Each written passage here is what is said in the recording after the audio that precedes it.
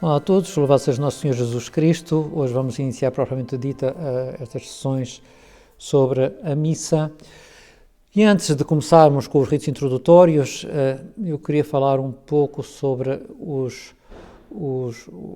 aspectos essenciais da Santa Missa, porque isso ajudar-nos a ir descobrindo o sentido de cada uma das partes, né? Ou facilita pelo menos entender cada uma das partes. Começamos por uma explicação que aparece no Catecismo, que são os nomes para a Santa Missa. E se lerem os números 1328 a 1332, vai explicando que se usam os nomes da Eucaristia, Ceia do Senhor, Fração do Pão, Memorial da Paixão e Ressurreição do Senhor, Santo Sacrifício, Santa e Divina Liturgia, Comunhão e, finalmente, Santa Missa. No Catecismo vão explicando o porquê de cada um destes nomes. Claro que há nomes que nos são muito mais familiares do que outros, a Eucaristia, ou o Santo Sacrifício, ou, sobretudo a Santa Missa, mas ajuda a entender porque é que também se designa a Santa Missa com estes nomes. E há várias dimensões da Eucaristia.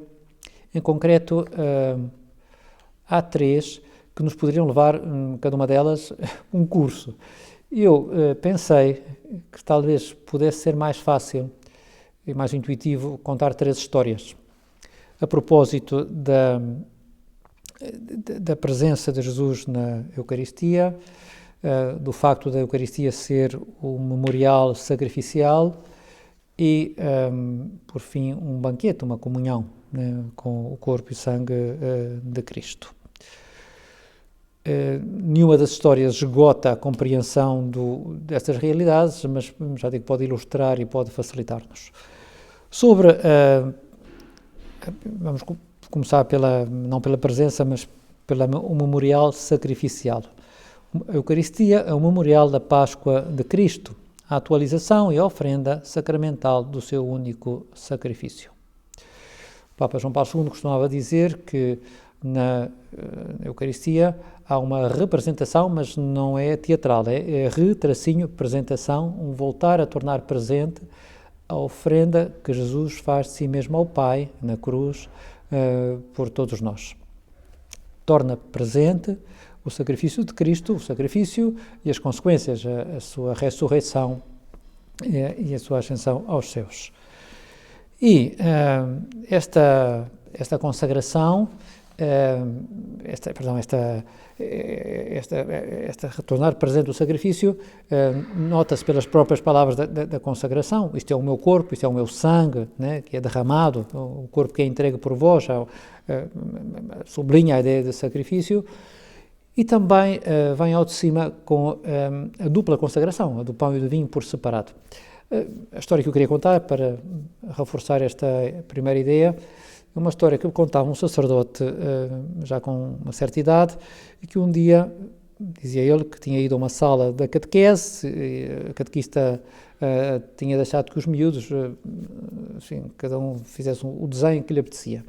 E aproximou-se de um miudinho, pequenino, que tinha pintado mais ou menos um carro e uma espécie de homem estatelado em frente do carro, e o sacerdote perguntou-lhe: o que é isto? Isto é um homem atropelado.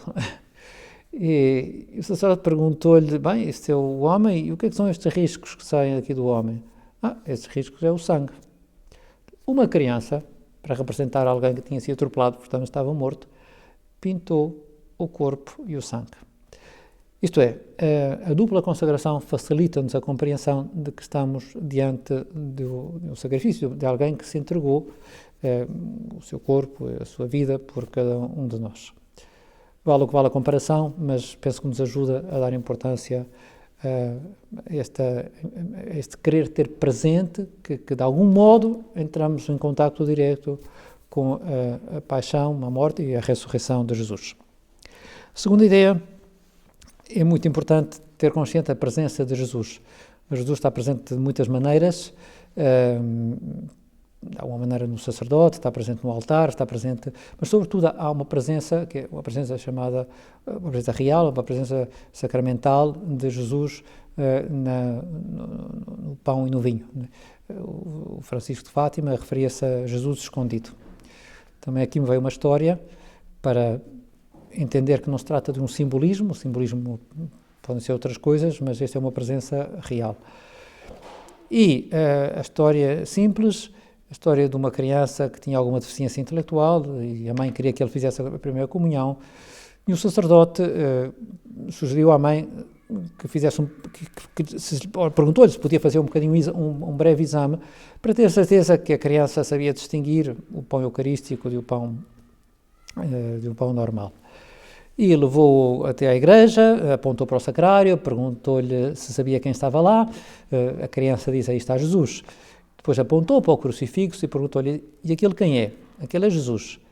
Então o sacerdote, não sei se quis ser um bocadinho mauzinho, espero que não, foi uma espécie de brincadeira pedagógica, perguntou-lhe, mas então como é que é isto? Há dois Jesuses, ou Jesus está aqui, ou lá, aqui no crucifixo, está no sacrário, e a criança respondeu com toda a simplicidade, apontando para o sacrário, não, senhor padre, ali no sacrário parece que não está, mas está, e na cruz parece que está, mas não está.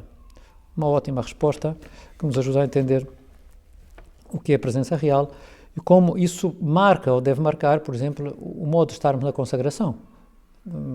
Aquilo é pão e vinho e vai se transformar a substância do pão e do vinho no corpo e sangue de Jesus. Há ali um milagre que nós não vemos, não tocamos.